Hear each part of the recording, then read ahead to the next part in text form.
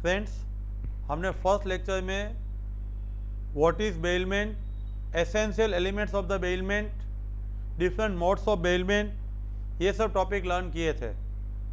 Second lecture में classification of bailment, duties of the baler, वो हमने लर्न किया था।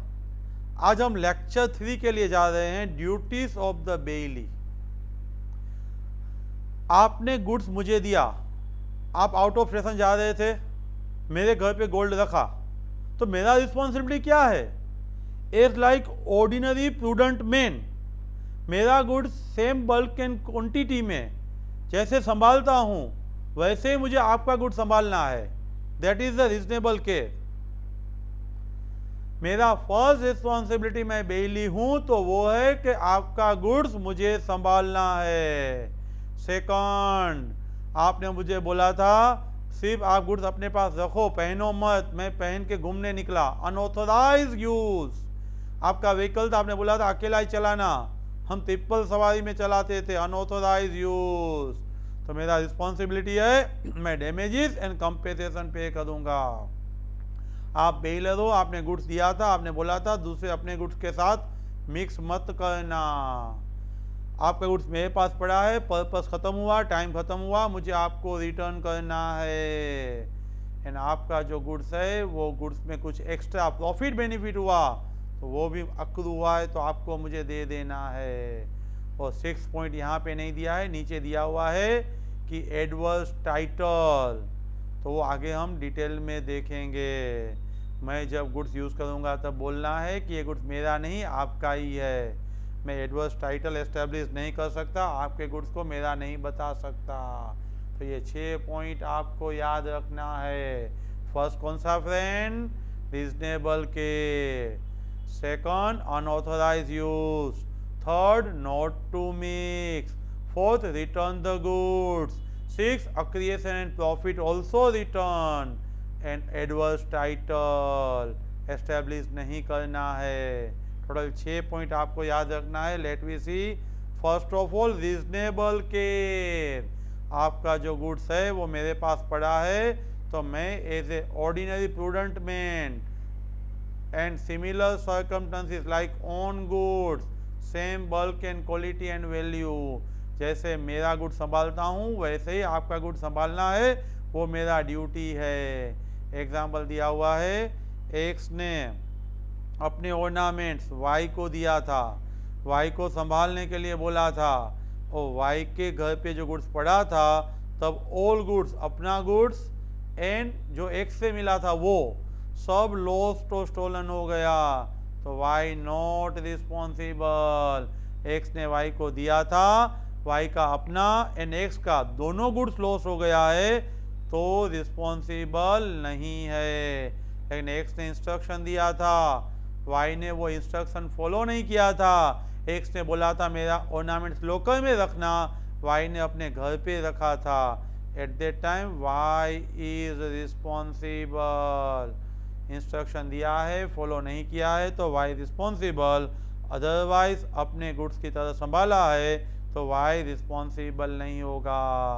यहाँ ए है वो बेलर है, बी के वेयरहाउस में गुड्स रखा था, बी बेली है।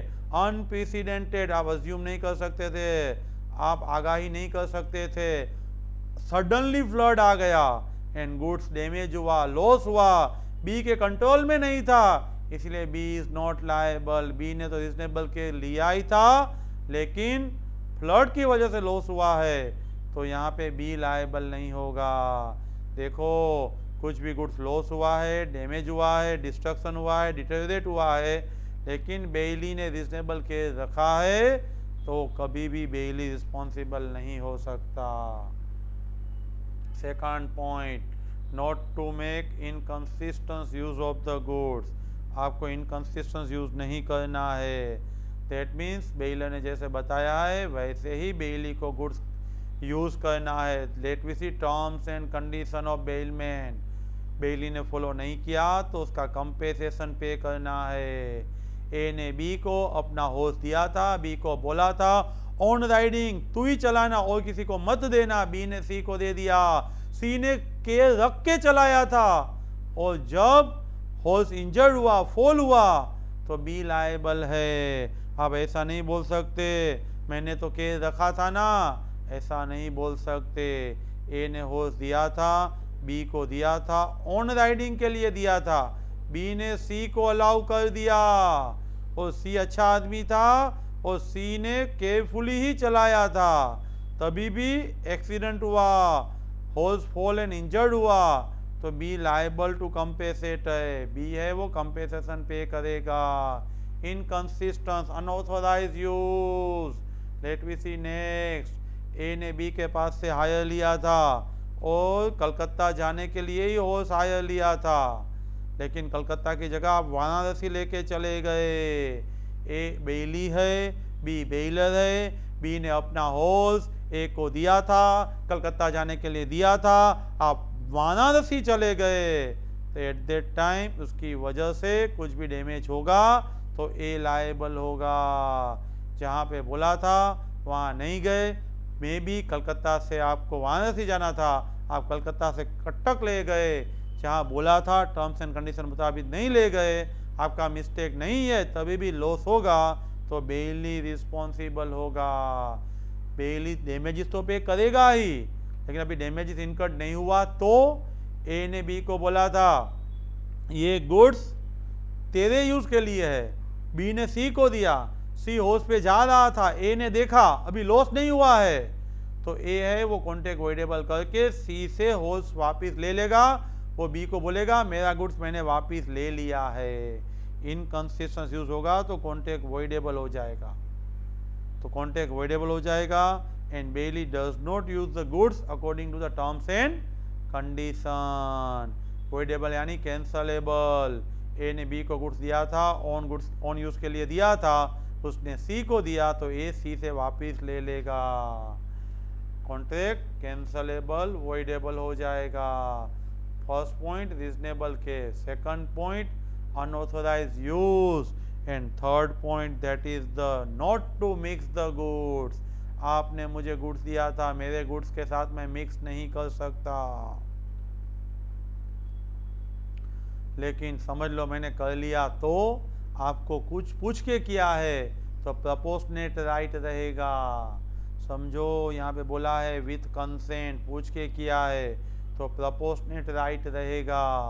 आपका 2 लीटर मिल्क है, मेरा 3 लीटर मिल्क है, मैंने दोनों मिक्स कर दिया, आपको पूछ के किया, आपका भी अमूल गोल्ड था, मेरा भी अमूल गोल्ड था, तो ये 5 लीटर में आपका राइट 2 रहेगा, मेरा 3 रहेगा, और उसका रेशियो रहेगा 2:3। आपको पूछ के मैंने मिक्स कर दिया तो प्रपोर्शनेट राइट। आपको पूछे बिना किया, विदाउट कंसेंट, मेरे गुड्स के साथ आपका गुड्स भी मैंने साथ में मिला दिया, एट दैट टाइम पूछे बिना किया है, तो उसका सेपरेट करने का जो एक्सपेंस है ना वो बेली बे करेगा, bound to bear the expense for the division of the goods and separation of the goods. आपको पूछे बिना मैंने आपका गुड्स मेरे गुड्स में मिक्स कर दिया, तो मुझे आपको सेपरेट करके देना है, और सेपरेट का एक्सपेंस मुझे पे करना है। एग्जाम्पल दिया हुआ है 100 बेल्स ऑफ कॉटन आपने मुझे दिया, आप ए हो, आपको पूछे बिना मैं यानी बी मैंने मिक्स कर दिया, तो अलग करने का सब एक्सपेंस है वो मैं पे करूँगा, बेली पे करेगा।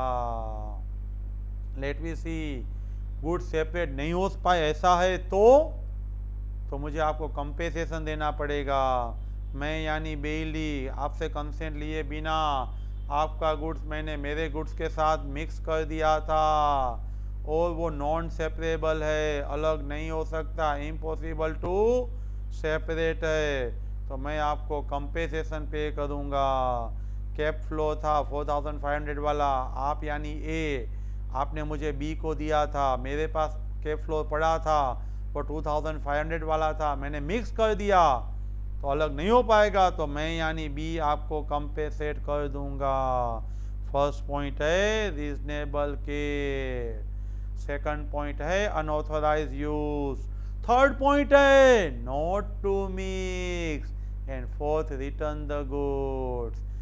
आपने मुझे गुड्स दिया था, रिपेयर के लिए दिया था, रिपेयर हो गया तो मुझे ये गुड्स आपको वापस देना पड़ेगा। आपने नहीं मांगा है तो भी वापस देना पड़ेगा। मैंने वापस नहीं दिया, मेरे वहां पड़ा था, वो लॉस हुआ, तो डैमेजेस मैं पे करूंगा। Return the goods, deliver according to the bailor or his direction. उसको पूछ के उसने जैसे बोला है वैसे रिटर्न करना है। पर्पस एकम्प्लीट हो जाता है, टाइम एक्सपायर्ड हो जाता है, तो हमें रिटर्न करना पड़ेगा। इफ डिफॉल्ट हुआ, मैंने आपको रिटर्न नहीं किया है, तो मैं रिस्पॉन्सिबल हो जाऊंगा। कुछ भी लॉस होगा, डिटोरेशन होगा, तो मुझे आपको पे करना पड़ेगा। एग्जाम्पल दिया है, एक्स ने वाई को बुक्स दिया था, रिजनेबल टाइम में रिटर्न करना था, लेकिन वाई ने रिटर्न नहीं किया है। बाद में जब वाई के वहां पड़ा था, बुक्स लॉस हो गया, तो वाई है वो हेल्ड रिस्पॉन्सिबल, वाई है वो रिस्पॉन्सिबल होगा।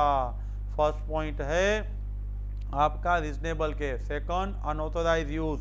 Third, not to mix. Fourth, return the goods.